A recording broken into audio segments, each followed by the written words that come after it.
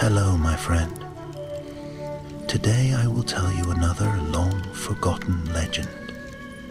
Close your eyes and let the magic transport you to Middle-earth. Our journey begins. The wind came down from the White Mountains with a sigh like the whisper of ancient ghosts. It swept over the plains of Rohan, bending the golden grasses and carrying with it the faint clang of iron from distant forges. There, upon the western borders of the Mark, a lone traveler rode beneath the gray light of evening. A man in appearance, though there was something in his bearing that marked him as more than mortal. His cloak was weather-stained, his hat broad-brimmed and shadowing keen eyes that gleamed with the light of faraway stars. His name, though few in those parts knew it, was Gandalf the Grey. He had come out of the north where strange rumors had taken root. Farmers whispered of trolls raiding at night, great hulking things that tore down cottages and crushed cattle beneath their feet. The king of Rohan, Deor son of Deorling, had sent riders to drive them off, but many had not returned. It was said that the trolls had learned cunning, moving by moonless nights and striking where no watch was kept. Gandalf had heard these tidings in Bree, and he'd come swiftly across the gap of Rohan, for he sensed that something darker than mere troll malice was at work. He rode upon a gray horse, not swift as Shadowfax, for that noble steed he had not yet met, but sturdy and sure of foot.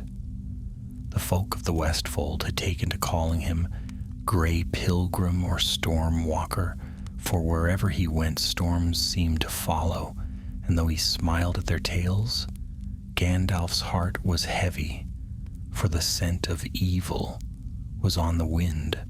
At length he came to a small settlement near the eaves of the White Mountains, a cluster of timber halls and fenced pastures. The people there greeted him warily, for strangers were rare and the times were troubled. A young blacksmith named Edric approached him, hammer in hand, his face smudged with soot. "You come at a grim hour, traveler," he said. 3 nights passed. The trolls came down from the hills. They took the sheep, and worse, they took my brother. Gandalf dismounted slowly, his gaze grave. "Trolls seldom hunt for food alone," he said. "Tell me, did you find their tracks?" "Aye," said Edric, "great prints, as if iron-shod. They led west into the deep hollows, but none who followed returned." Gandalf nodded, peering toward the dark line of the mountains where the sun was setting behind jagged peaks. "Then it is there I must go. But I will not go unarmed." Edric hesitated, then his eyes lit with resolve. "If you mean to face them, you shall have a sword worthy of it. There is good steel yet in the forges of Rohan." So it was that Edric, working through the night, forged for Gandalf a blade of strange beauty. Its edge shone with a cold blue light, and upon the hilt he engraved runes of warding and strength. When it was finished, Gandalf took it up and tested its weight. It was balanced perfectly, light as willow, but strong as mountain rock. "What name shall it bear?" asked Edric, wiping the sweat from his brow. "Angarath," said Gandalf after a long moment. "Iron Doom. May it bring an end to the shadow that haunts your hills." The villagers gathered to see him off the next morning. They pressed food into his saddlebags and wished him well, though many doubted they would ever see him again. Gandalf thanked them all kindly, his eyes twinkling beneath the brim of his hat. Then he turned his horse westward, toward the mist-shrouded hollows where the trolls were said to dwell. The road soon gave way to rocky slopes and winding gullies filled with the echoes of running water. The air grew colder, and clouds gathered over the peaks. Once, Gandalf glimpsed a shape moving among the crags. Vast, lumbering, and gray as stone, the trolls were indeed abroad. But something about their movements troubled him. They were not wandering aimlessly nor driven by hunger. They seemed to guard something, circling a certain valley, as wolves might guard a den. By nightfall, Gandalf made camp near a stream that cut through the hills. He built no fire, for he knew the trolls feared sunlight but not flame. He ate little, for his thoughts were elsewhere. He could feel a weight in the air, a pressure that whispered of sorcery. Older than Rohan itself, when dawn came, pale and cold, he climbed to a high ridge and looked down upon the valley below. There he saw it, a barrow mound, half buried by time, its stones green with moss. Around it prowled the trolls, 3 of them, great beasts with skin like cracked granite. They knelt before the barrow as if in worship, muttering in their harsh tongue. Gandalf felt a chill run through him. "This is no mere lair," he murmured. "Something sleeps beneath that mound, something that commands even the hearts of stone." As he watched, the earth shuddered faintly. A low moan rose from the barrow, like the sigh of the dead. The trolls backed away, fear in their small eyes. Gandalf gripped Angarath tightly, its blue edge glinting in the morning light. "So," he said softly, "the darkness stirs once more. Let us see then what ancient evil you serve." And with that, Gandalf the Grey descended into the valley, his cloak billowing like a shadow upon the wind, and the first true test of Angarath was about to begin. The sun climbed slowly over the eastern plains, casting long fingers of gold across the rocky slopes. Mist still coiled in the hollows when Gandalf came down among them, his gray cloak trailing through the dew. His horse he left tethered in a hidden dell, for stealth was better served on foot. The trolls were still near, though their hulking shapes moved restlessly as though disturbed by some unseen will. Gandalf crouched behind a boulder, studying them. There were 3, one broad and blunt-faced with tusks like blackened tree roots, another taller, his arms long as ox yokes, and a third smaller but cruel-eyed, its skin marked with pale scars. They muttered among themselves in a coarse tongue, a language of the north long fallen into corruption. Gandalf caught words of hunger and fear, and something else. The master beneath the stone. That was enough to confirm his suspicions. These creatures were not here by chance. They were guarding the mound as servants of a will greater than their own. He could sense it now. A pulse of dark power seeping from beneath the earth, faint but growing stronger as the morning wore on. The light of the sun, weak through the clouded sky, seemed to wither as it touched the barrow. Gandalf rose and stepped forward, his staff in one hand, Angarath in the other. The trolls stiffened, their small eyes narrowing. "Who dares come near the master's house?" snarled the tall one, his breath steaming in the chill air. "I do," said Gandalf, his voice ringing clear and steady, "and I have come to break your master's hold upon these hills." The first troll let out a booming laugh, a sound like stones grinding together. "You? A gray wanderer with a stick? We have crushed king's men beneath our feet. You'll feed the worms before sundown." Gandalf smiled faintly. "You may find your meal a hard one to swallow."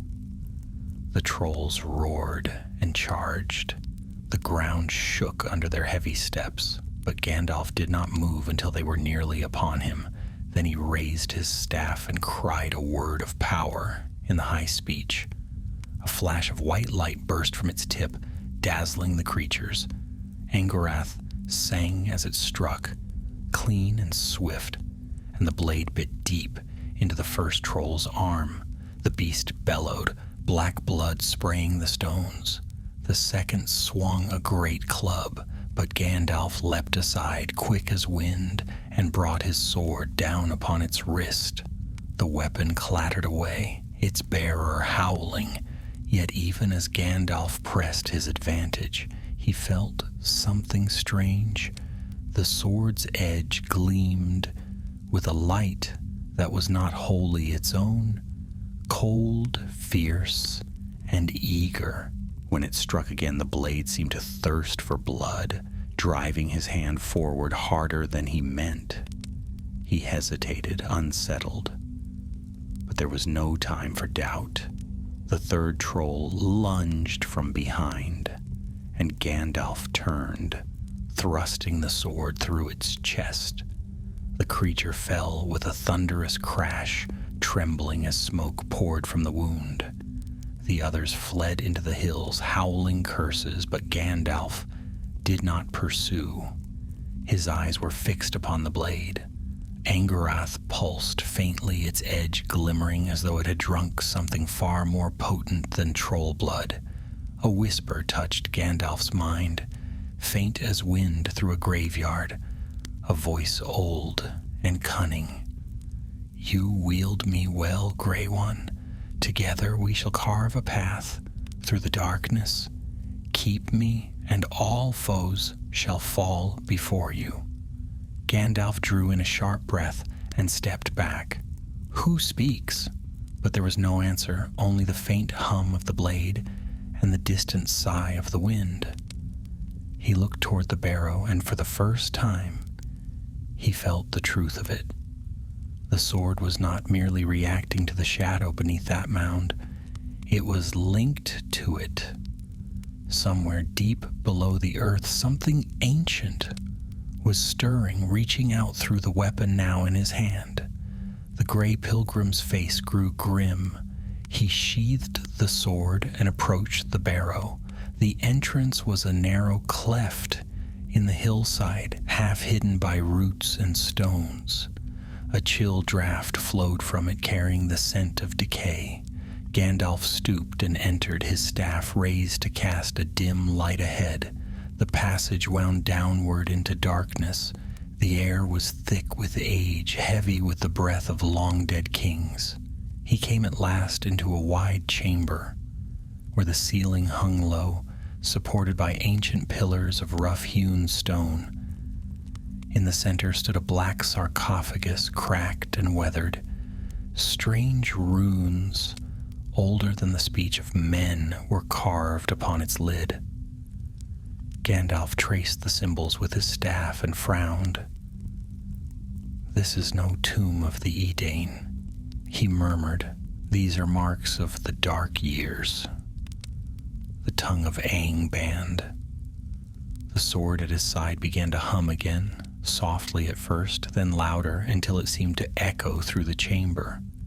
A shadow rose upon the wall, taking the shape of a tall figure crowned with flame. Gandalf stepped back, his eyes narrowing. "So," said a voice deep and hollow, "another fool of the West comes to disturb my rest. Long have I waited, bound beneath stone and curse. The trolls served well to guard me until you slew them, Grey Wanderer." "Who are you?" Gandalf demanded. "I was a lord of the north in Morgoth's day," the voice replied. "They named me Morleth, Shadow of Iron.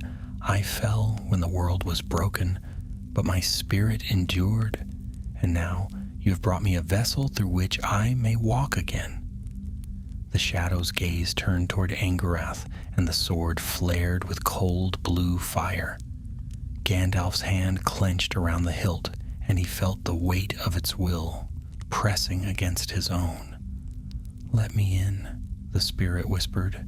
"Together we could break the new kingdoms and rebuild the old. You need only surrender." "Never," said Gandalf, His voice filled the chamber like a thunderclap. "You shall not twist me nor wield this weapon against the free peoples." Then the barrow trembled, dust falling from the ceiling. The shadow laughed, its sound echoing like a storm in a hollow mountain. "You cannot destroy me, Maya. You know what I am. Strike me down, and the sword will drink deeper still." But Gandalf's eyes blazed with light. "Then I shall not strike at you," he said, "but at the bond that binds us both." Raising his staff high, he spoke words older than the tongues of elves, words of unbinding and flame. The light of his staff met the dark fire of the shadow, and the clash of their power shook the earth.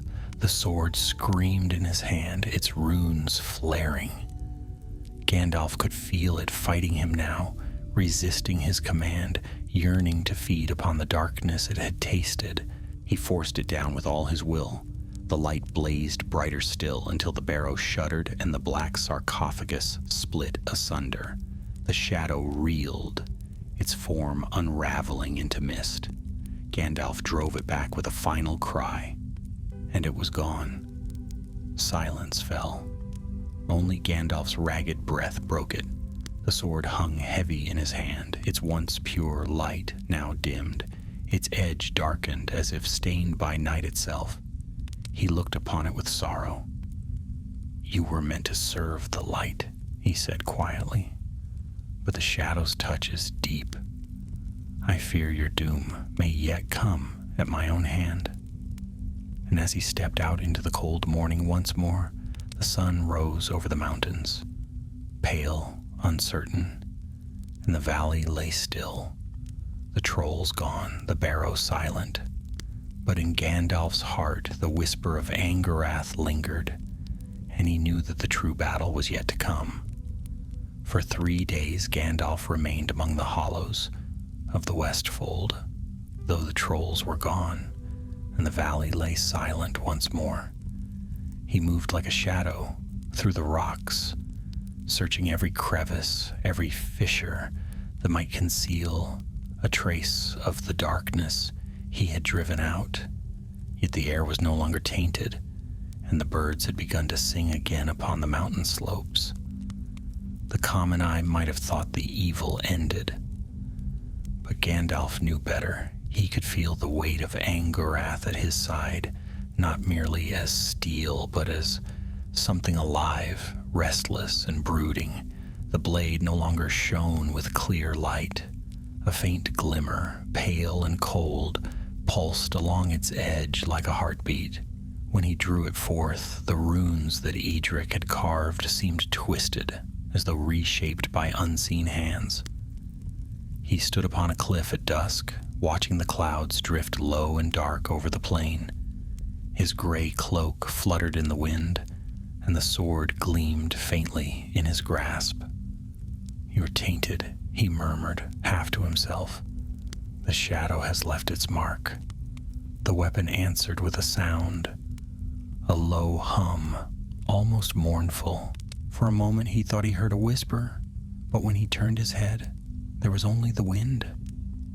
Still, he felt it, a presence that clung to the steel like frost upon glass. He sheathed the sword again and descended to his camp. There he found Edric waiting, the blacksmith who had forged Angarath. The young man's face was pale, his hands trembling. "My lord," he said, bowing his head, "the people are safe again. The trolls trouble us no more," but he stopped, uncertain. "What lies in that valley now?" "Nothing that can walk in sunlight," Gandalf answered. "Yet the thing beneath the barrow is not wholly gone. It sleeps again, wounded but not slain." Edric swallowed hard. "And your sword, my lord? It was bright as the morning star when you bore it from my forge. But now..."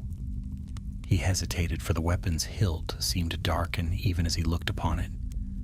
Gandalf saw his fear and gave a small, sad smile. "Blades that drink too deeply of evil seldom remain pure. I fear Angarath has taken into itself a portion of that which I fought. Then cast it away, said Edric quickly. Throw it into the mountains. Let no man bear such a weapon.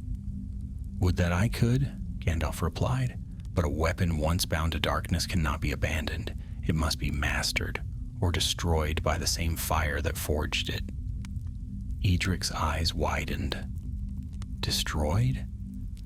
But the steel came from the royal forges. I tempered it in dragon fire drawn from the old furnaces of Meduseld itself. No man could break it. Gandalf looked toward the west, where the mountains glowed faintly under the setting sun. No man, perhaps, he said, but I am not wholly of mortal kind. Edric bowed his head, awed and troubled. He did not press further, but when Gandalf turned to go, he caught the wizard's sleeve. If you mean to rid the world of this shadow, take my blessing, Grey Pilgrim. Rohan owes you more than it can repay. Gandalf clasped his hand. Keep your forge burning, Edric, son of Edwine. The day may come when your craft will be needed again, but not for war. That night, Gandalf rode south, his gray horse bearing him swiftly across the plains. He passed through quiet hamlets and empty vales, saying little, yet all who saw him remembered the light in his eyes and the strange sword that hung at his side. Word spread of a gray wanderer who had slain trolls in the hills, though none knew the full tale. When he reached the borders of the White Mountains once more, he turned his path eastward. The shadow's echo was drawing him onward, and he knew he could not rest while the corruption of Angarath endured. The sword was whispering more plainly now, its voice like a chill breath against his mind. "Why destroy me?" it murmured. "Did I not serve you well? With my edge, you struck down the servants of darkness. With me, you could bring peace to the lands of men, forever." Gandalf's jaw tightened. Peace bought by power is not peace at all. "You are not like them," the voice pressed on. "You are greater. They fear what they cannot understand. Keep me, and you shall not need their small alliances and their weaker blades. Together we could end the Age of Shadows before it begins." He did not answer. He urged his horse onward through sleet and starlight until he came to a high place where the mountains opened into a gorge. There stood an ancient ruin, a circle of fallen stones that men had long forgotten, but Gandalf knew it well. It was a relic from the Elder Days, a shrine built by the faithful of Númenor when they first crossed into Middle-earth. Beneath its central pillar burned a faint light, as though a star had fallen and lain hidden under rock.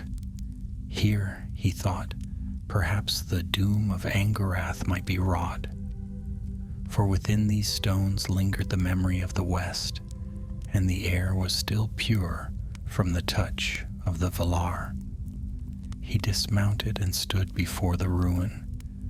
The wind howled around him, tugging at his cloak, but he felt no fear. Drawing the sword once more, he laid it upon the altar stone. The blade gleamed, its runes shifting and writhing. "Be still," he said, placing one hand upon the hilt. "You were forged for good. Remember that, and yield."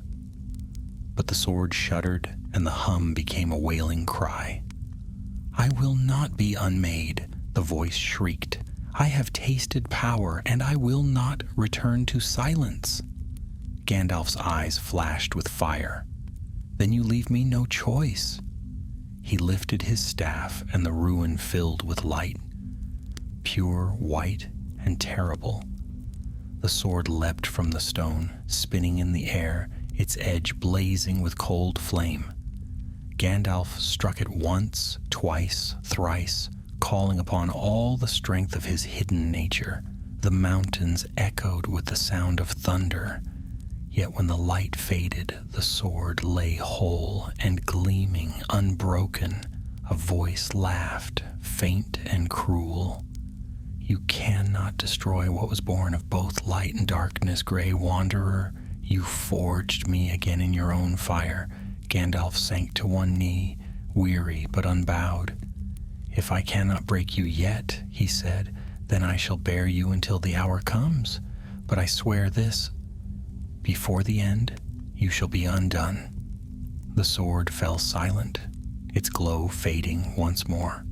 The wind carried away the echo of the spirit's laughter, and only the whisper of the pines remained.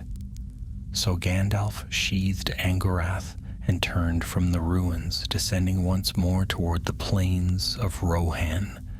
The morning star burned bright over the mountains, and though the road before him was long, there was resolve in his step, for he knew now that the weapon's fate was bound to his own, and that someday, somewhere, the fire within him would have to rise again, not to forge, but to destroy. And thus began the long road toward the breaking of Angorath, the first sword of Gandalf the Grey. Winter had settled over the plains of Rohan when Gandalf came once more to the foothills of the White Mountains. The sky hung low and gray, heavy with snow, and the wind whistled through the stones like the breath of forgotten kings. Yet the gray pilgrim pressed on, for he felt within his heart that the end of his trial was drawing near. The sword Angorath hung at his side, its sheath rimed with frost. For many weeks he had borne it without drawing the blade, hoping its whispering voice might fade into silence. But it had not. Though outwardly quiet, the weapon seemed to brood like a living thing, and at times Gandalf thought he could feel its will tugging faintly at his own, not in open rebellion, but in a subtle and patient way, as if waiting for the right hour to strike. He came at last to a narrow pass where an old watchtower stood, crumbling yet proud. Once it had been a beacon of the Mark, a warning post against the wild men of Dunland. Now it was a ruin, the stones split and the stair broken halfway up. But Gandalf sought no shelter from wind or foe. He sought seclusion. The place was deserted, and that suited him well. There, upon the mountain's edge, he made camp beneath the leaning tower. The night was bitter. Snow fell thick upon his cloak, and the fire he kindled gave little warmth. Still he sat by it, his staff across his knees, and the sword laid before him. For a long time he gazed upon Angorath, saying nothing. Once, he murmured at last, I thought to wield you for good. Now I see that no blade can serve both light and shadow, yet I must understand you before I cast you away. The sword did not move, but a faint gleam ran along its edge, as though it listened. Gandalf drew it slowly from its sheath. The runes flared, pale and cold, lighting the stones with an eerie glow. The voice came to him again, quieter now, almost coaxing. Why do you fight me, Grey One? I could make you mighty. Together we could scour the darkness from the east, and the name of Gandalf would be feared by all who serve the enemy. Gandalf's eyes flashed with anger. Feared? He said. The fear of power is no ally to the free peoples. It is the seed from which tyranny grows. The voice hissed softly, and a shadow flickered upon the wall. You speak as one who has forgotten what it means to rule. You are a servant of others' wills. The counsels of elves, the pride of men. Why serve when you could command? He struck the blade against the stone, and sparks flew. Be silent. You were born of the forge to defend, not to tempt. But the voice only laughed, and the laughter seemed to echo within his mind. Gandalf rose, his cloak swirling about him, and he lifted the sword high. The wind roared through the tower, and the fire guttered low. In its dim light, the blade looked black as night. Then, faint and far off, he heard another sound, a cry sharp and human. He froze, listening. Again it came, a woman's voice, desperate and afraid. Gandalf sheathed the sword and seized his staff. The cry was coming from the slopes below. He descended swiftly, his boots crunching in the snow. At the base of the cliff, he found a small figure struggling against a half-collapsed cart. A young woman lay pinned beneath it, her cloak torn, her breath steaming in the cold. 2 frightened horses pawed the ground nearby. Gandalf hurried to her side and lifted the broken timber with ease. "Peace," he said gently. "You are safe now." Her eyes widened. A wizard?" she whispered. "They said one roamed these hills, gray as ash." Gandalf smiled faintly. "So they say. What brings you here, child, in such weather?" "My village?" she gasped, clutching his arm. "We fled north. Something stirs in the barrows again. Black smoke rising at night. The men sent me to warn the king." At her words, Gandalf's face darkened. "Smoke? Then the shadow was not slain as I hoped. It stirs once more beneath the stone." He helped her to her feet and led her toward the ruined tower. She shivered as they entered the light of the fire. "Will you go there?" she asked. "I must," he said. "The evil bound beneath those hills seeks a vessel still, and it may yet claim one if I do not stop it." The girl looked at the sword lying near the fire and drew back. "That blade, it chills the air." Gandalf followed her gaze. Angarath seemed to burn with its own pale light, though no hand touched it. He frowned. "Aye," he said quietly. "It may be that the sword itself is what the shadow calls to." He turned away, pacing. The memory of the wraith's voice echoed in his mind. "You forged me again in your own fire." Could it be that by his own power, he had strengthened what he meant to destroy? The thought troubled him deeply. At length he faced the girl. "You must ride to Edoras," he said. "Tell the king that the barrows are accursed and no man is to approach them. I will go alone." She nodded, fear in her eyes, but did not question him. He saw her safely to the path and watched until her figure vanished into the falling snow. Then he turned back toward the valley where the barrow lay waiting. The journey took him 2 days. The mountains grew dark and forbidding, and the air thickened with a faint, sour scent. On the second night, when the moon rose red over the peaks, Gandalf reached the hollow once more. The barrow was changed. The stones had cracked and shifted, and from within came a low, rhythmic sound, like the beating of a heart. "So," he said softly, "you have awakened again." The sword quivered at his side, and he felt the voice stirring within. "I can end it," it whispered. "Let me drink of the darkness. Let me feed." "Enough," Gandalf answered grimly. "You will have no feast here." He strode to the mouth of the barrow, raising his staff. Light burst forth, sweeping across the valley.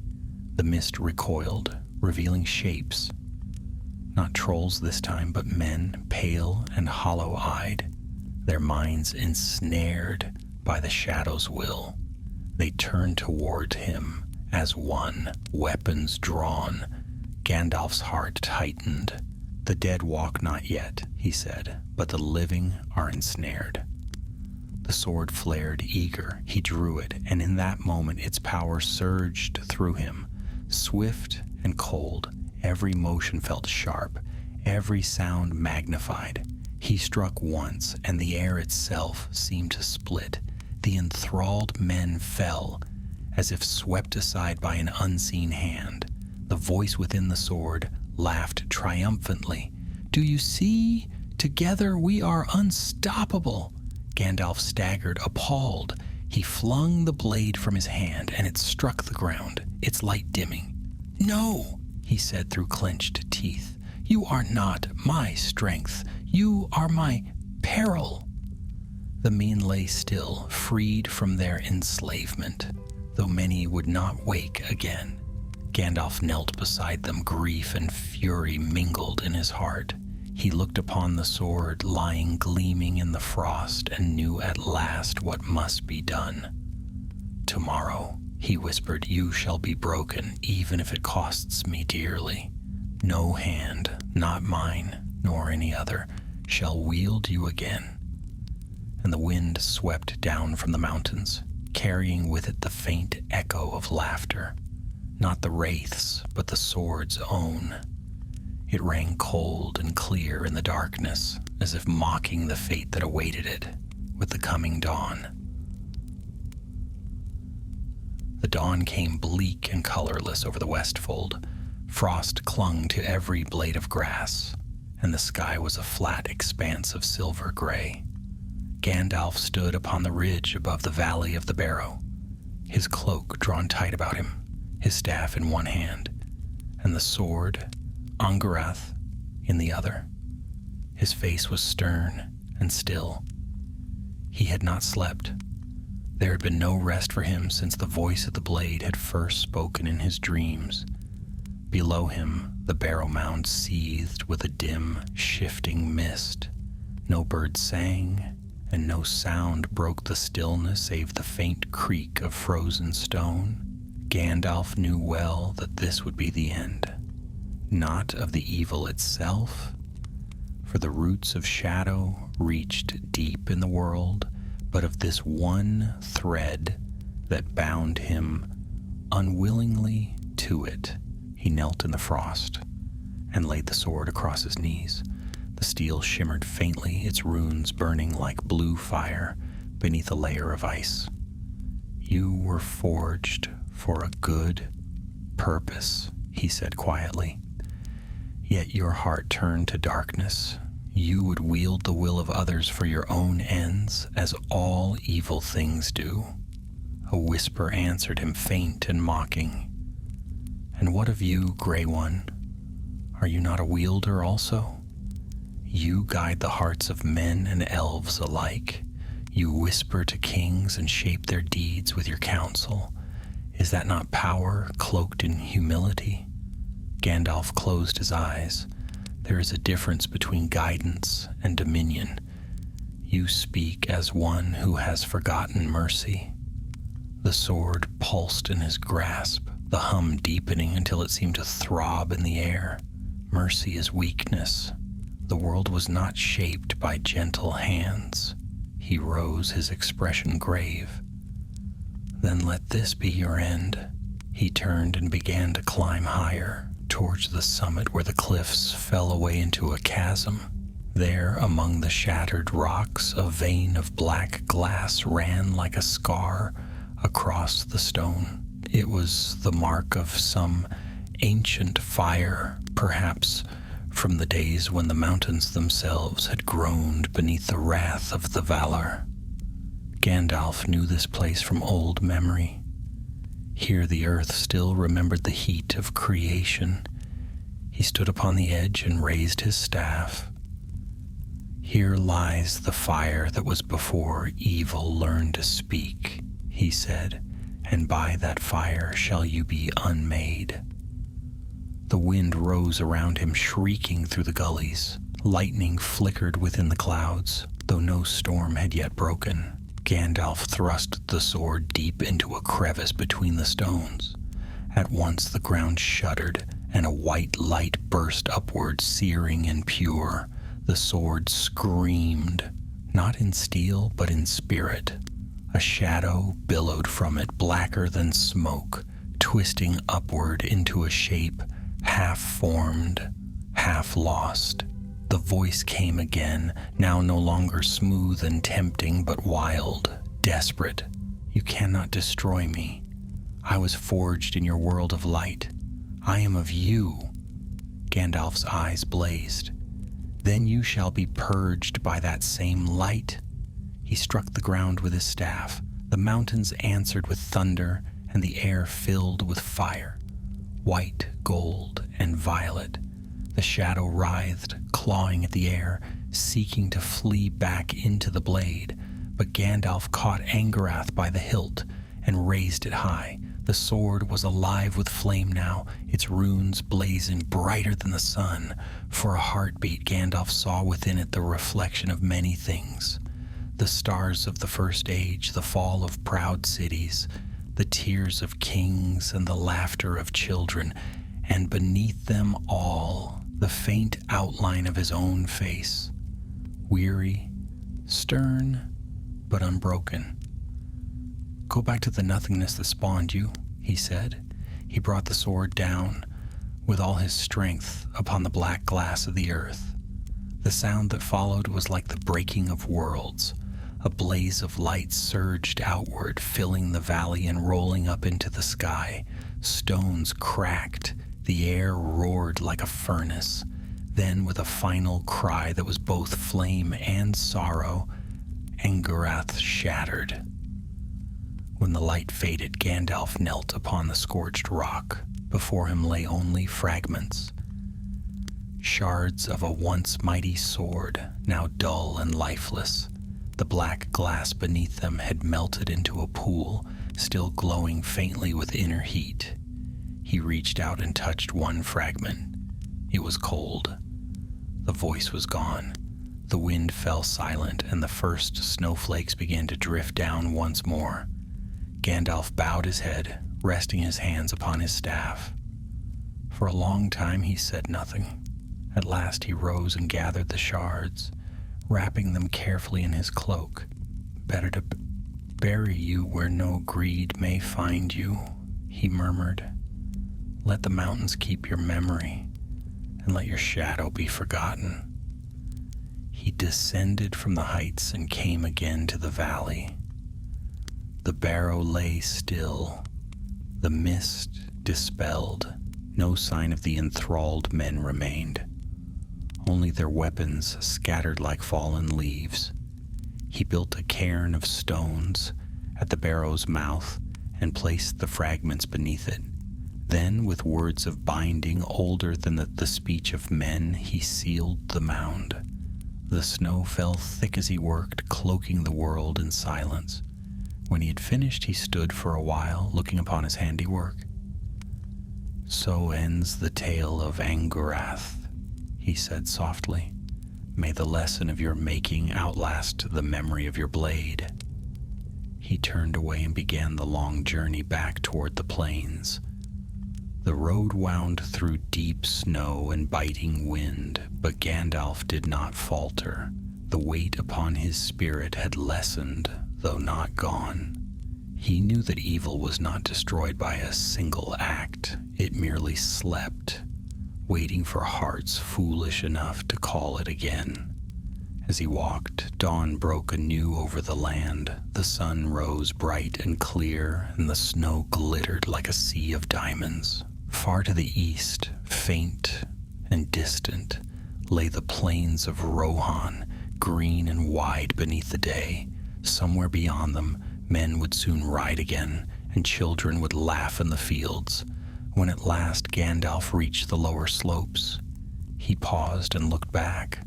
The mountains loomed high behind him, veiled in silver mist. No trace of fire or ruin marked their crowns. It was as though the storm had never been. He smiled faintly, though there was weariness in the curve of his lips. "Another task done," he said, "and many yet to come." Then, turning his face toward the south, he set out once more along the winding road. His cloak streamed behind him like smoke upon the wind, and the first gleam of sunlight caught in his hair.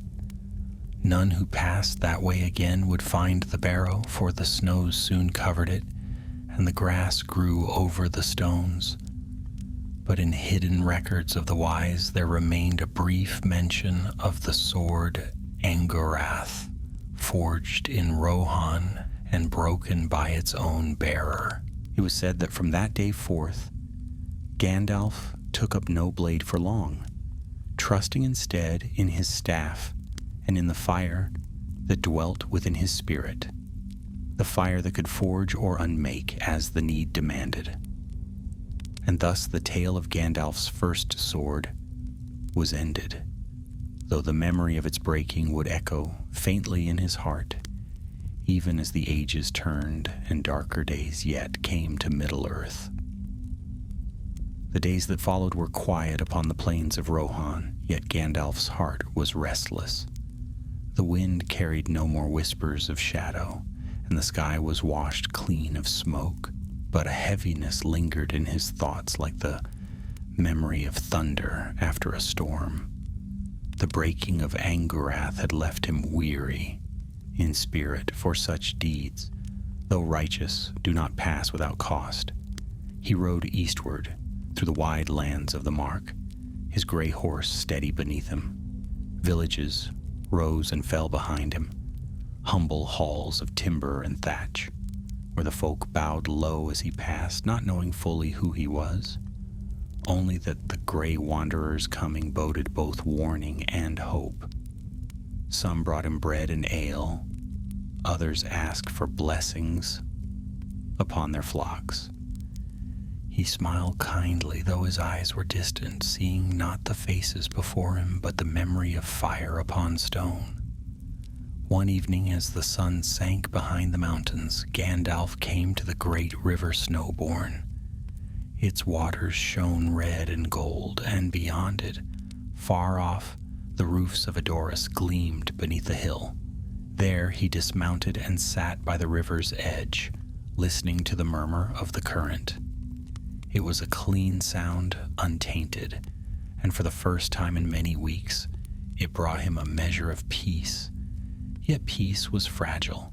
As the stars rose, a rider came galloping from the east, cloak torn and face drawn with haste. Gandalf stood and raised his staff in greeting. "Hail, traveler," the wizard called. "What tidings ride so swiftly through the night?" The man slid from his horse, breathless. "Gray Wanderer," he said, "you are known by many names, and I beg your aid. There is trouble on the east road. Men vanish between the fords of the Entwash and the Mering stream. Some say it is brigands, others whisper of ghosts that walk by moonlight." Gandalf's brow furrowed. Ghosts seldom linger without a master to bind them. When began these vanishings? "Since the snow melt," the rider answered, "but last night one who escaped spoke of a light, cold and blue, that flickered in the dark." Gandalf's heart stirred with foreboding. Blue light.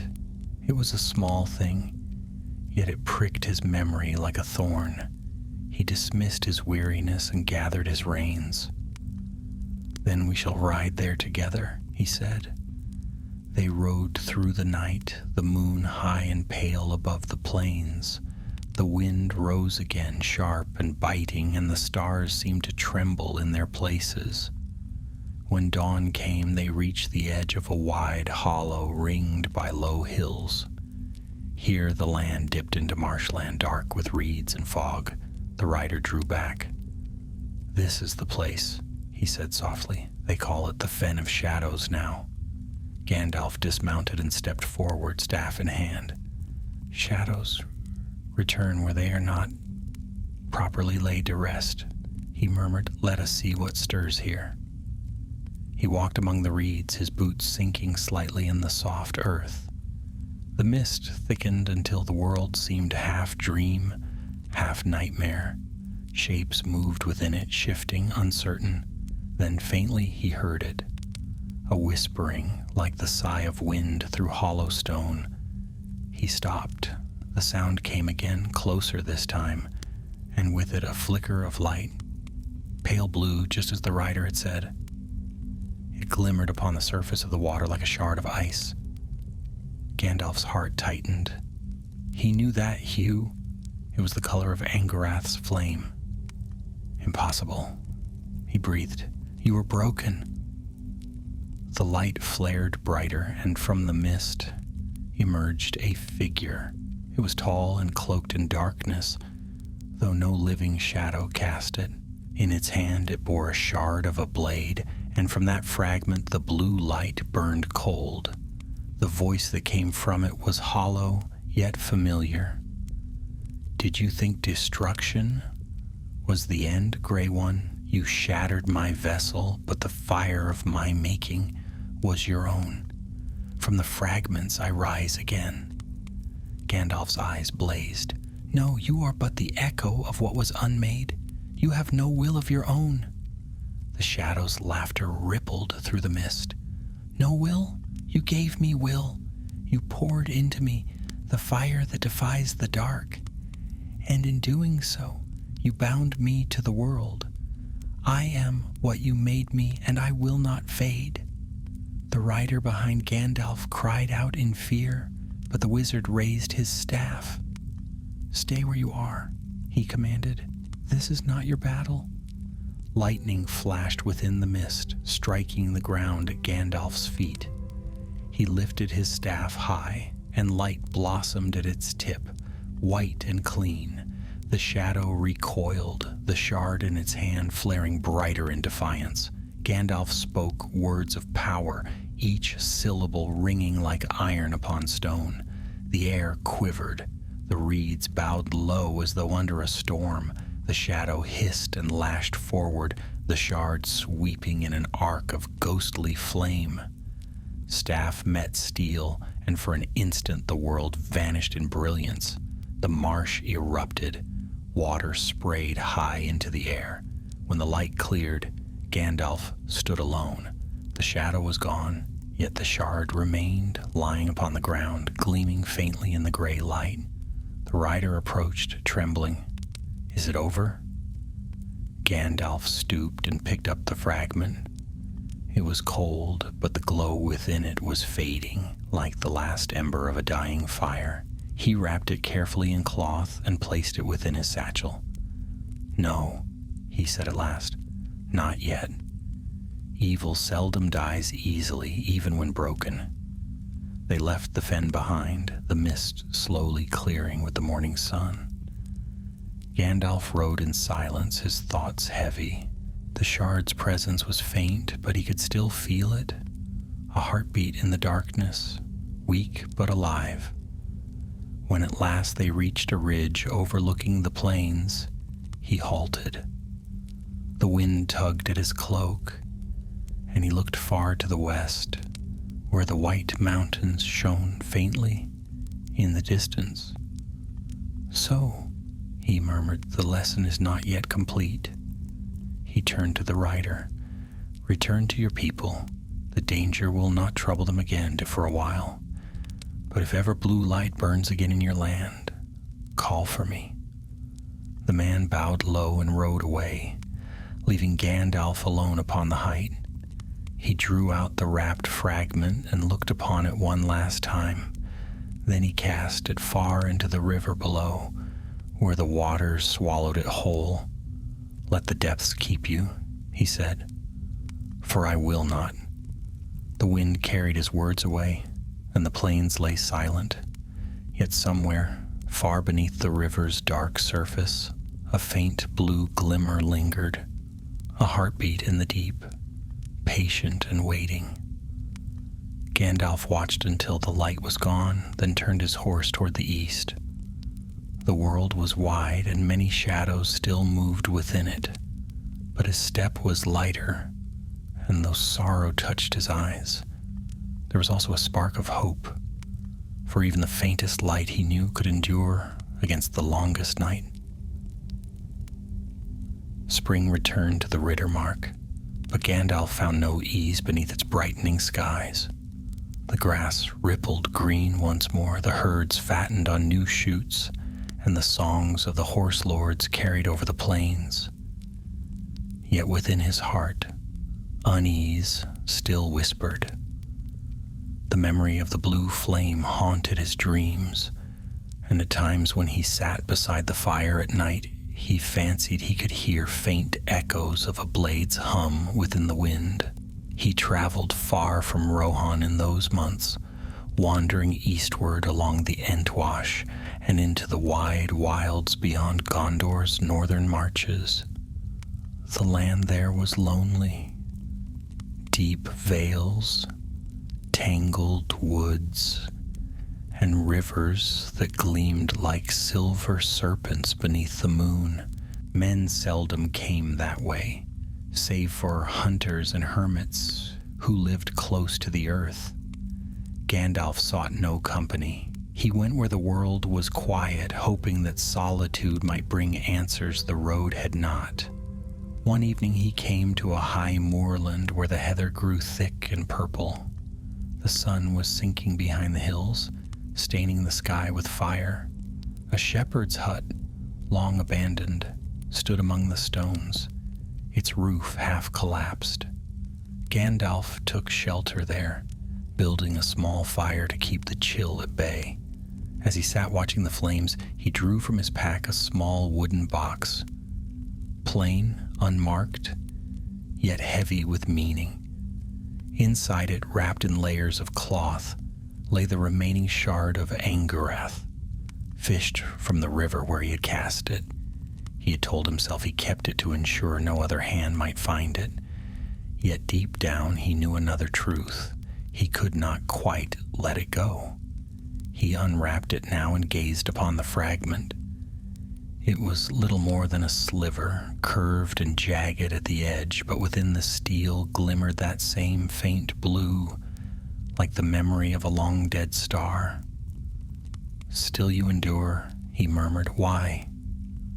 A voice rose softly, not from the shard, but within his own thoughts, threading through his mind like smoke. "Because you endure," it said. "You bound me to your fire when you broke me. We are one in will and in fate." Gandalf closed his eyes. "No," he whispered. "You are only the shadow of what I once held." The fire crackled. Outside, the wind sighed through the moor, carrying the scent of rain. Then, faint and far away, he heard another sound, a cry, raw and wordless, echoing over the hills. It was a voice of terror. Gandalf sprang to his feet, the shard clutched in his hand. He climbed the ridge and looked down. In the hollow below, a group of men fled through the twilight, their torches flickering wildly.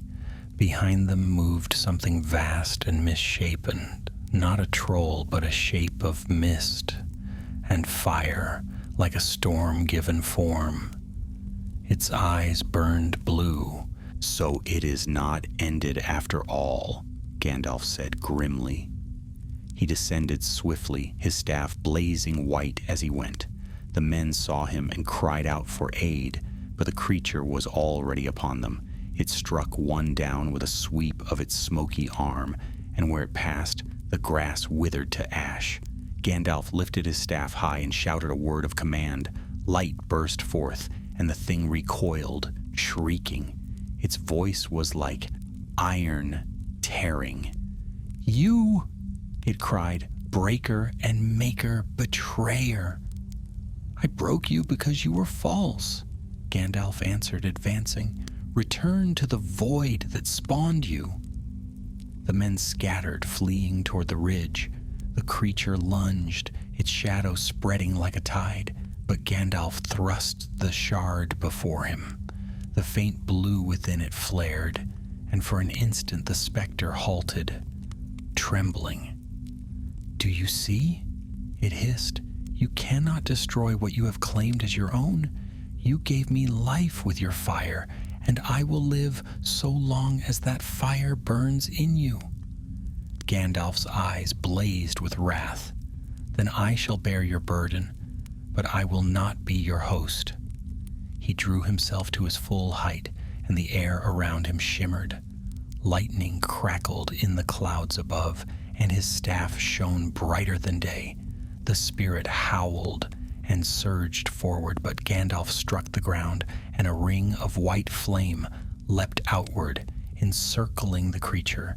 The thing thrashed against its bounds, its form tearing apart. "You cannot bind me forever," it screamed. So long as memory endures, I shall endure. Then let memory bury you, said Gandalf, for even memory fades in time.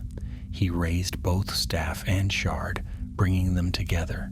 The blue and white lights met, merged, and then exploded outward in a soundless flash. When the brilliance died, the plain was empty. The wind carried away the last trace of smoke. Gandalf fell to one knee, the ground still glowing faintly beneath him. The shard lay in his palm, but now it was dark, utterly lifeless. He sighed, long and weary, and let it drop. It shattered like glass upon the stones, breaking into dust. The men crept back, awed and afraid. Lord, one of them said, what was that thing? An echo, Gandalf answered softly. The shadow of an oath unfulfilled. They bowed their heads, not understanding, and departed quickly. Gandalf remained until dawn, watching the sky lighten above the hills.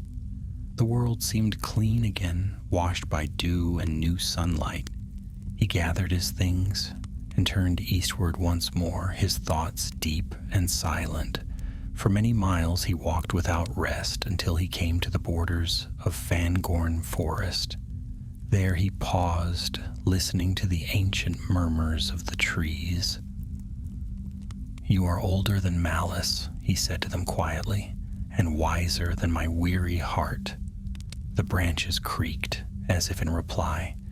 A single leaf drifted down and came to rest at his feet, pale green and new. Gandalf smiled faintly and picked it up, turning it in his fingers. Life renews itself, he said, even after shadow. He left the moors behind and journeyed south, the road long and winding, yet though he walked alone, the burden upon him grew lighter. The sword Angarath was gone at last, its voice silenced, its fire spent. What remained was only memory, and even that would fade in time. As he passed into the green valleys of Gondor, he paused to look once more toward the north, where the mountains rose pale in the morning light. Farewell, he said softly, to the blade that burned too bright. And then, turning his face toward the wider world, he strode on, the wind at his back and the rising sun before him. The road lay open, and though many darker deeds awaited in the years to come, Gandalf walked now with the calm of one who has faced his own shadow and mastered it. The tale of Angarath was ended, though the mountains kept it secret, and the wind that swept down from the white peaks still carried on rare and lonely nights the faint echo of a sword song long broken.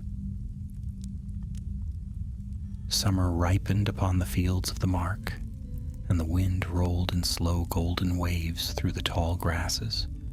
The world seemed at peace, yet Gandalf the Grey did not linger in any one place for long.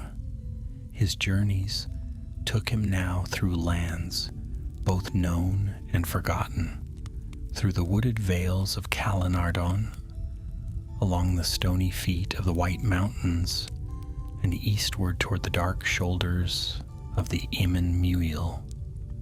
Wherever he went, the people hailed him as a bringer of tidings and a bearer of wisdom, but he would only smile and move on, for his heart remained unsettled.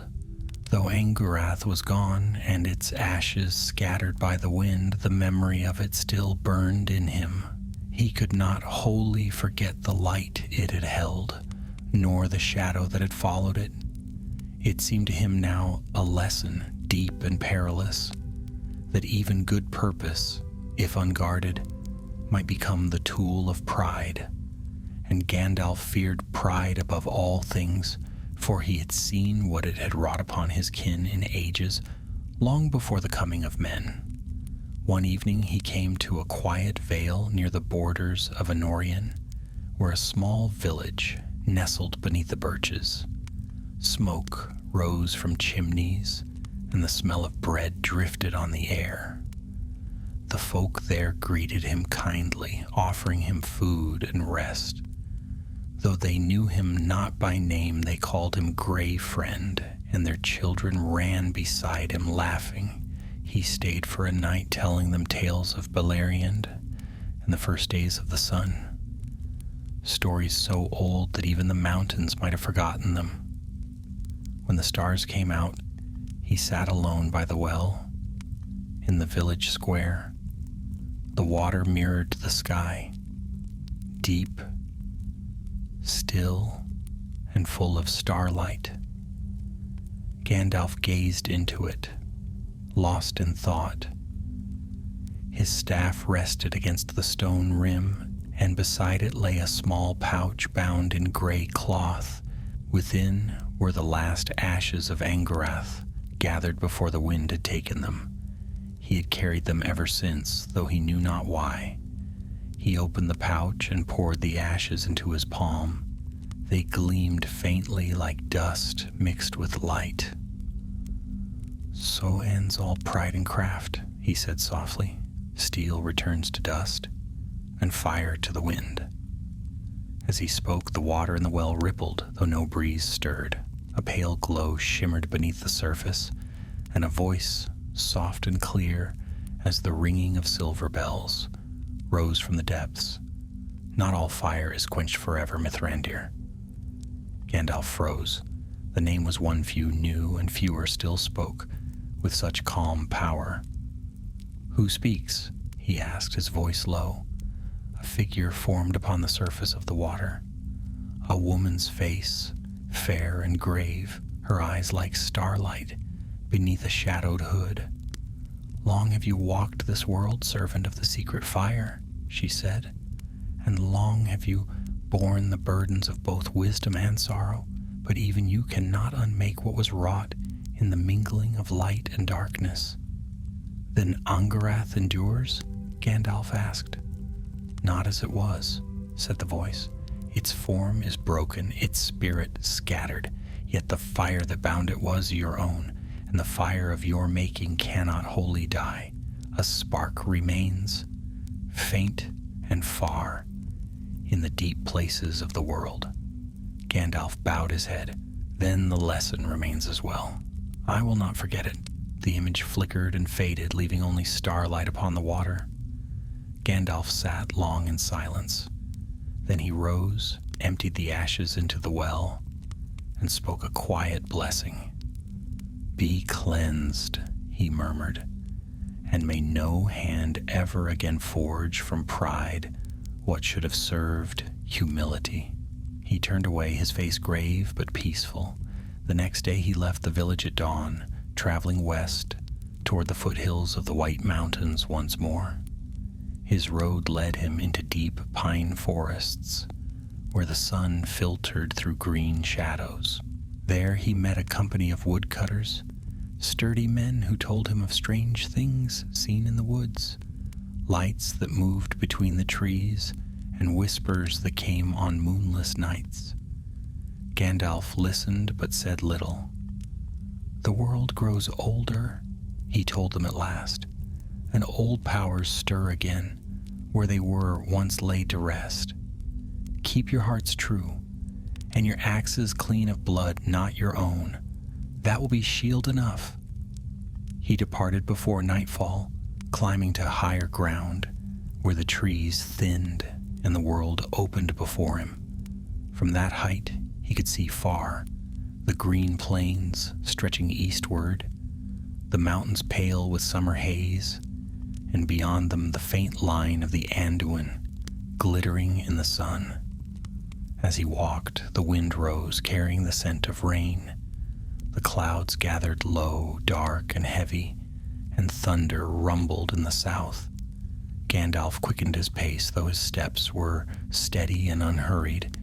The storm broke before nightfall, sweeping across the ridges with blinding rain and fierce wind. Lightning split the sky, and the thunder rolled like drums of stone. He found shelter beneath a great overhang of rock, where he kindled a small fire. The flames danced golden and steady, and their light flickered upon his face. He sat with his back to the wall, staff across his knees, listening to the storm rage above. The air smelled of earth and rain and new beginnings. It was then that he understood what the voice at the well had meant. The spark of Angarath had not perished, but neither did it belong to the darkness. It lived in the flame that he himself bore, the fire of defiance against despair, of hope that endures, though all else falls to ruin. It was not a curse, but a reminder. When the storm passed, the night was clear and bright. Stars blazed over the mountains, and the world seemed washed clean. Gandalf rose, his cloak glistening with rain, and lifted his staff. A faint light burned at its tip, soft and white. He looked toward the east, where the first hint of dawn touched the sky, and he smiled. "The world still turns," he said, "and there is work yet to do." So he went on, his steps sure, his spirit rekindled. The tale of Angarath had ended, but its lesson walked with him still, that even from brokenness, light may be born anew. And those who saw the gray wanderer upon the roads of the south in that summer of peace remembered that wherever he passed, the air seemed clearer, the fire burned steadier, and hope, though small and quiet, took root again in the hearts of men. Autumn came to the west of Middle-earth, a season of quiet flame and long shadows. The fields of Rohan turned from gold to brown, and the air grew sharp with the scent of burning leaves. Gandalf rode northward now, along forgotten roads that wound through the vales of Dunland and the outer skirts of Eregion. It was not his purpose to seek company. Rather, he sought silence, for he had begun to feel once more that strange stirring in the depths of his mind, a memory like a half-heard song. The days were fair, yet there lingered in them an edge of foreboding, like the hush before a storm. The wizard rode slowly, wrapped in his gray cloak, his thoughts deep and distant. The people of those wild lands greeted him with cautious awe, for tales of his deeds had spread, though they knew not the truth of them. Some called him Stormbringer, others the Wanderer of Fire. Gandalf smiled at none of it. One evening, as he camped beside the ruins of an ancient watchstone, he felt again the echo of something lost, a flicker, faint but certain. It came not from the earth nor sky, but from the very air, as though the wind carried a memory not its own. He frowned and stirred the fire with his staff. The embers leapt, glowing briefly blue before settling back to gold. "That color again," he muttered.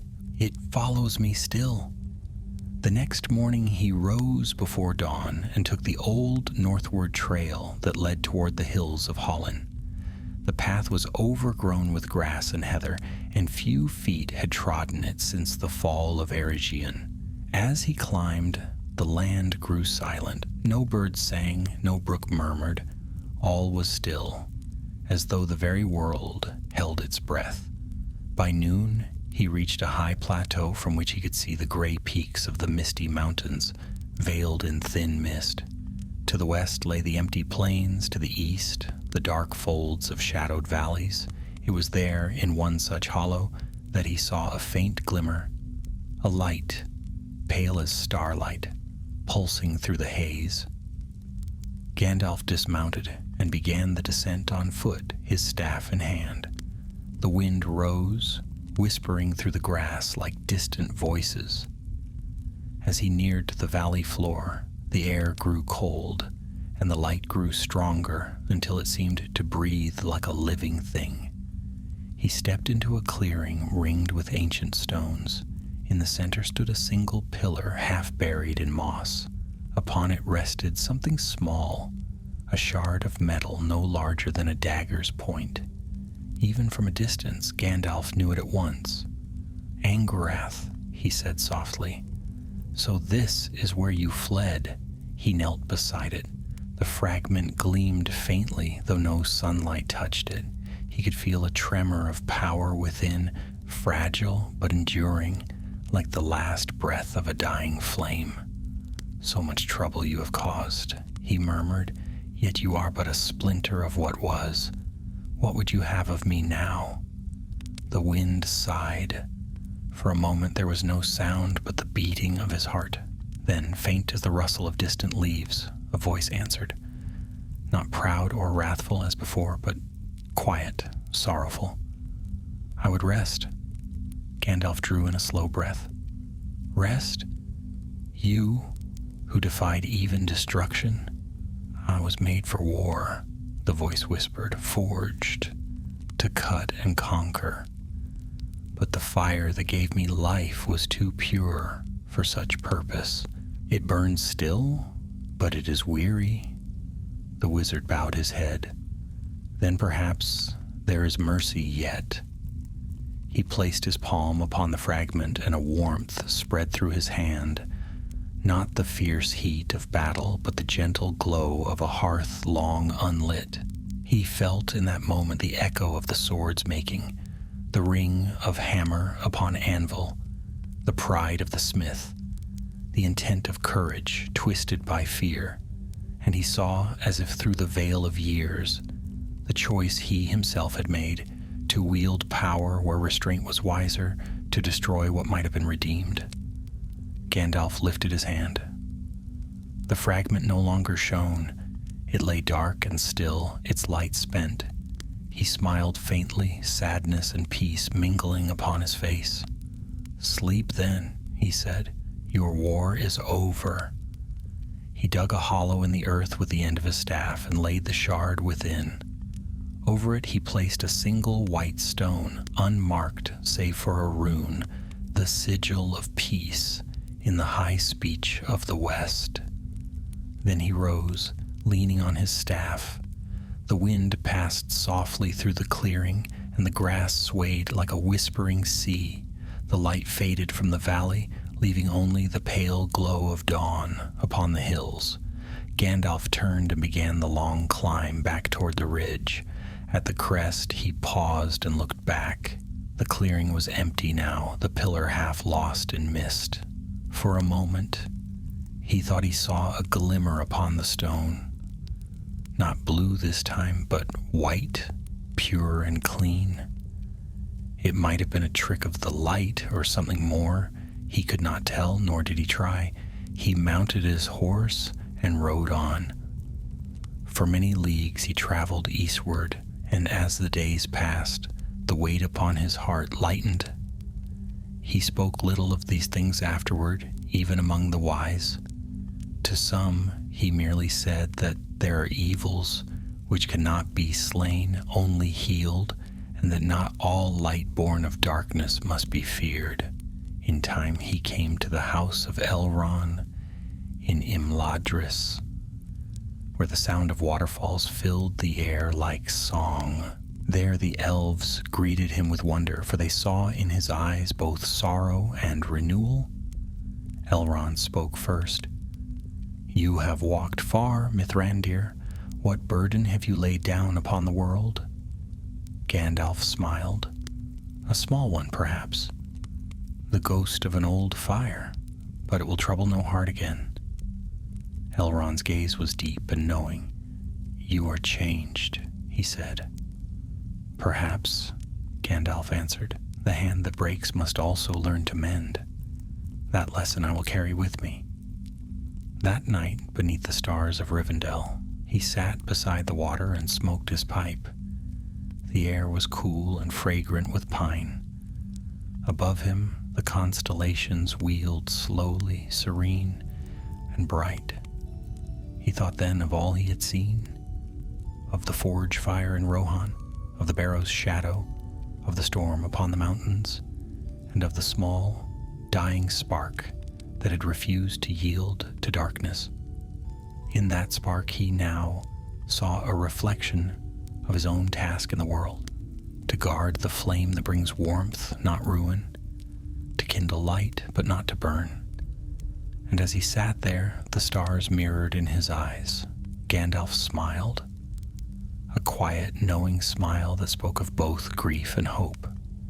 For though Angarath was no more, its story had become a part of him, a reminder of what it meant to bear power humbly and to let go when the time of holding was done.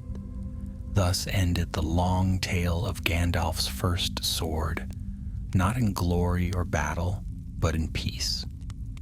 And those who knew him in later years sometimes wondered why the Grey Pilgrim, who'd faced so many perils unarmed, trusted more in his staff than in any blade.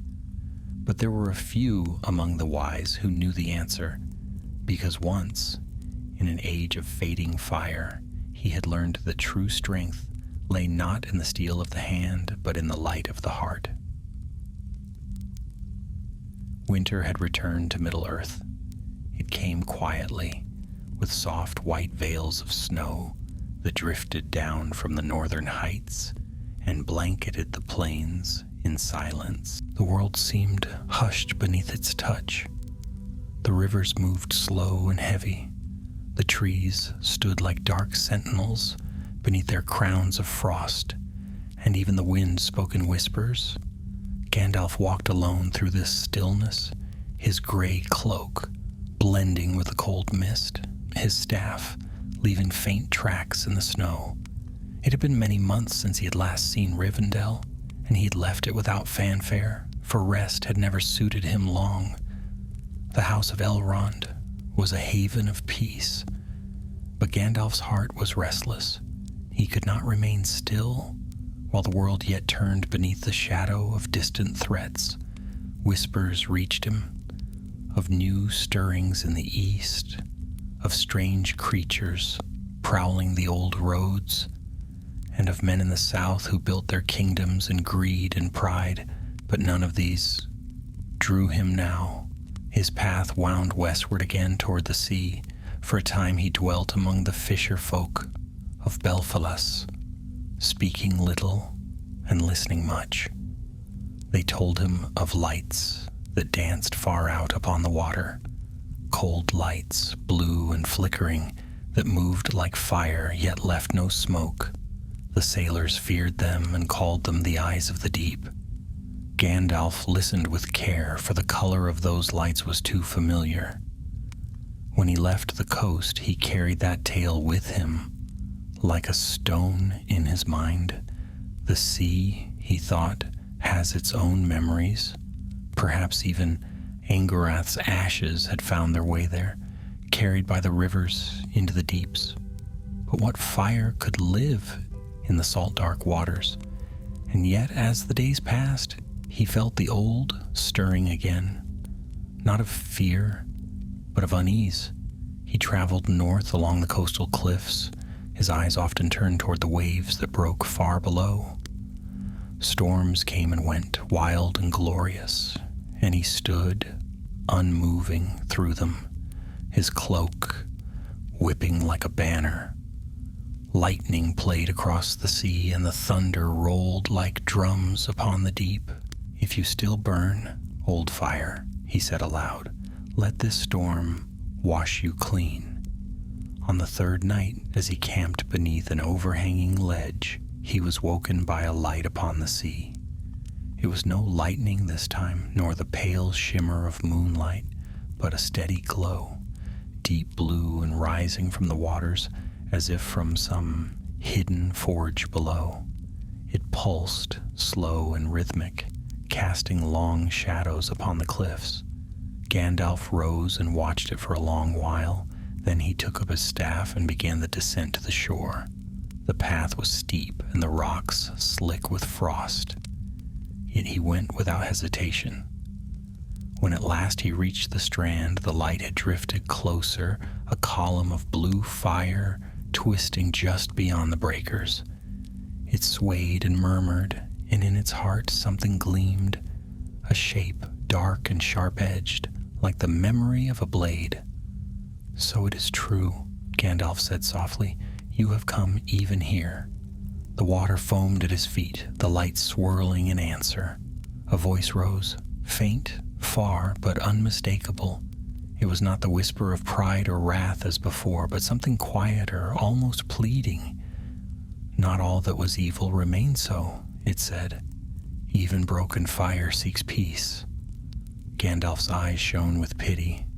Peace is not found in the deep, he said. It lies in the letting go. The blue flame flickered, uncertain. You would have me fade? Yes, he said gently. You were never meant to endure forever. You were born in the hands of a mortal smith, shaped for war, turned by shadow. Let the sea take what the fire cannot hold. For a time there was no sound, but the whisper of waves. Then the flame bowed low and the light sank beneath the water, fading slowly until the sea lay dark and calm once more. Gandalf stood long after it vanished, his breath misting in the cold air. He felt no triumph, only a great stillness, as though some long unfinished song had found its final note. He turned inland the next morning, climbing the cliffs again and walking east through the quiet hills. The days grew shorter, the nights deepened. In the frost-bound hollows of the world, he found again the simplicity of solitude, the crackle of a small fire, the whisper of wind through barren trees, the comfort of thought untroubled by ambition. Yet the world was changing. He could feel it in the bones of the land, the stirrings of things long hidden, the shifting of powers old and new. Even the stars seemed to burn with a different brightness. He thought of Elrond's words of the gathering shadows and distant lands, and he knew that greater trials lay ahead. But for the first time in many years, he did not fear them, for within him the restless fire had grown quiet. He had faced the lesson of Angarath and come through it not unscathed, but strengthened. The sword had been born of pride, but its end had taught humility. Its fire had sought to devour, but at last it had chosen surrender.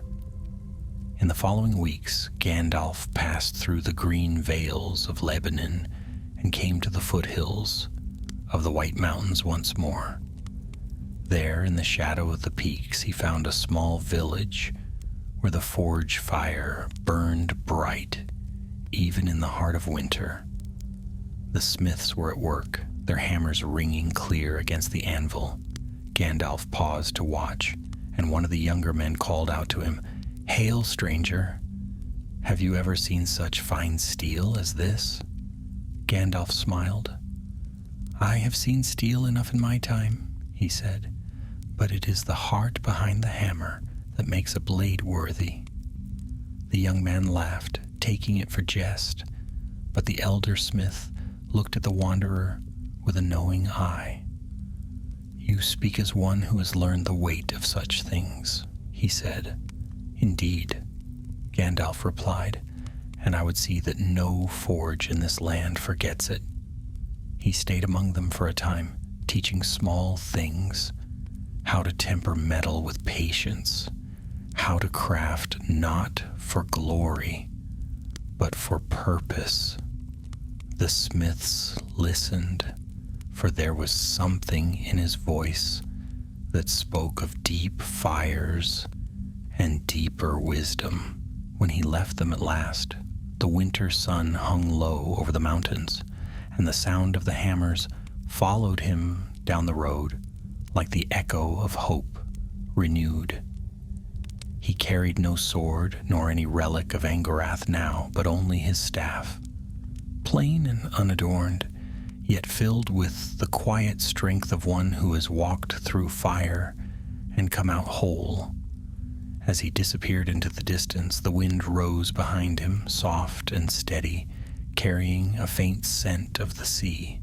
And if any among the smiths had listened closely, they might have heard, mingled with the wind, the faintest echo of a blade's song, not of battle or pride, but of peace. So Gandalf went on, his road long, his purpose clear.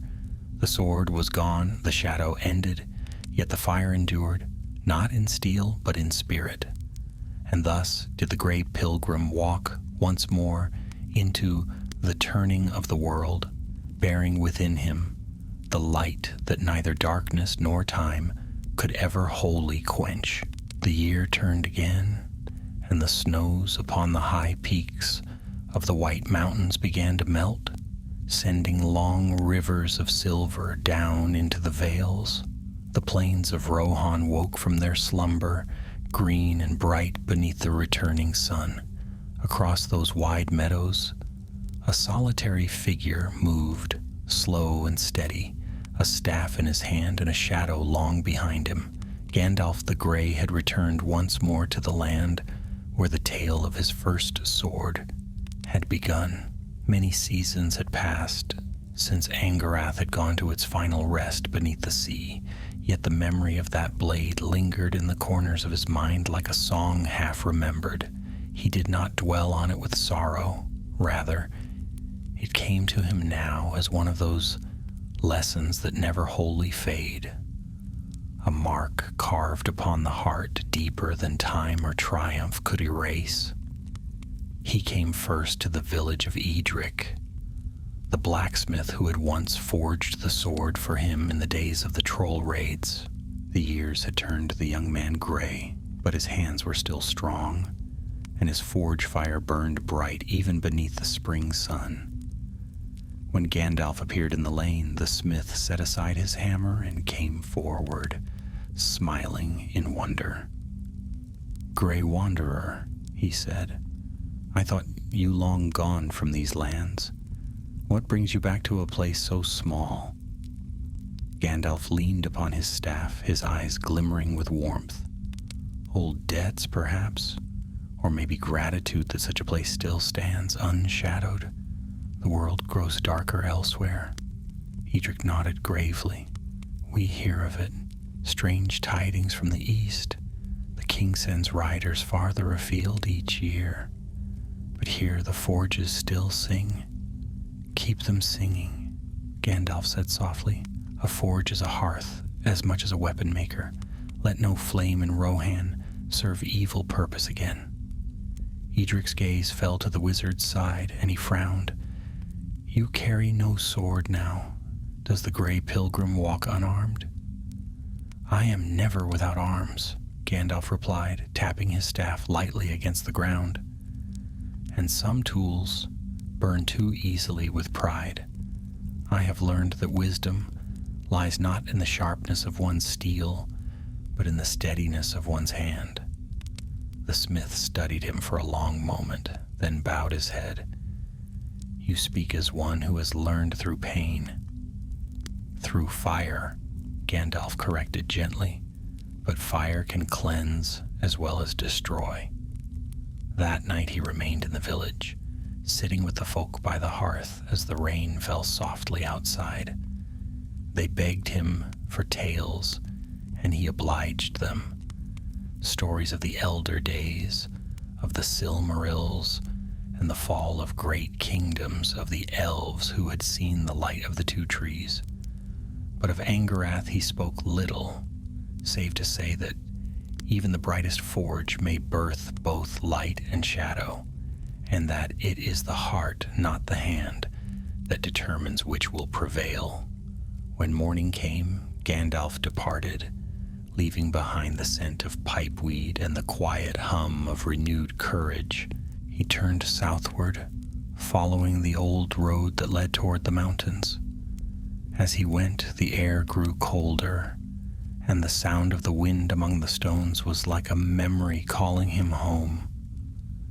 By evening, he had reached the foothills of the White Mountains. He climbed steadily, higher and higher, until the plains lay far below and the peaks rose white above him.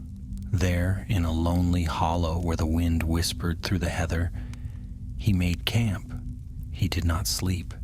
Instead, he sat before a small fire and gazed into its heart. The flames danced golden and red, and within them he saw reflections of the ages. Faces long gone, battles fought and lost, moments of laughter and of grief. The light flickered, and for a heartbeat, he thought he saw again the cold blue gleam of Angarath's edge. Yet it did not chill him now.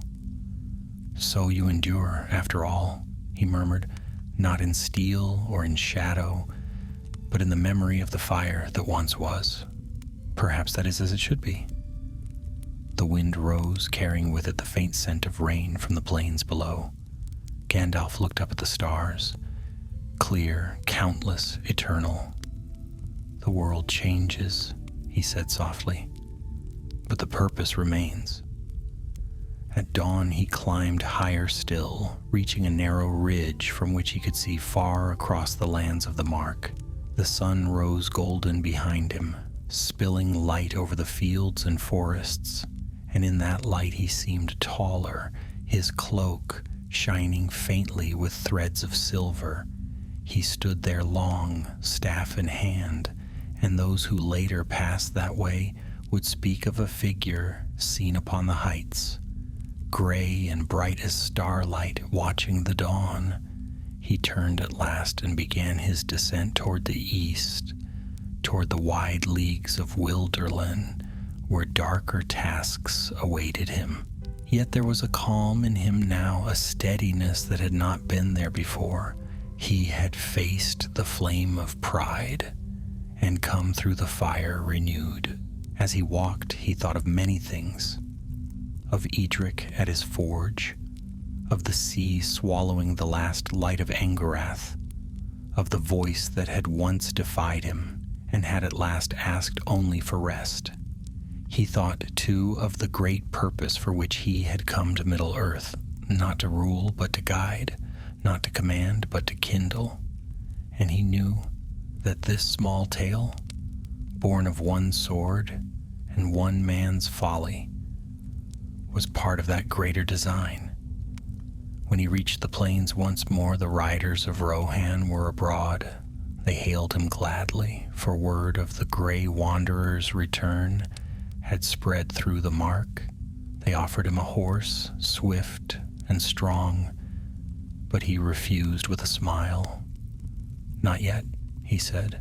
"There will come a steed fit for me when the hour demands it. Until then, my feet shall serve." The riders laughed, though they knew not what he meant, and rode on their way. Gandalf watched them go, the wind tugging at his cloak. Then he set his face toward the horizon, where the sky darkened faintly with the promise of distant storms. He walked until evening, and when the first stars appeared, he made camp beside a small river. The water sang softly, and the fire he kindled burned clean and bright. He sat beside it, pipe in hand, and the smoke curled upward, pale against the night. In that moment he felt a deep peace. Not the fleeting stillness of rest, but the enduring calm of understanding. Angarath was gone, and the world had moved on, yet its lesson lived in him as a quiet flame. That true strength is measured not by the might of one's weapon, but by the mercy of one's will. As the stars wheeled above him and the night deepened, Gandalf smiled to himself. The long tale of his first sword had ended, but the greater story, the tale of Middle-earth itself, still unfolded, vast and unbroken, beneath the endless sky. And so the gray pilgrim rested that night, his heart unburdened, his purpose clear, for those shadows would rise again, as they always did. He knew now that light, however small, however fleeting, could never be wholly quenched.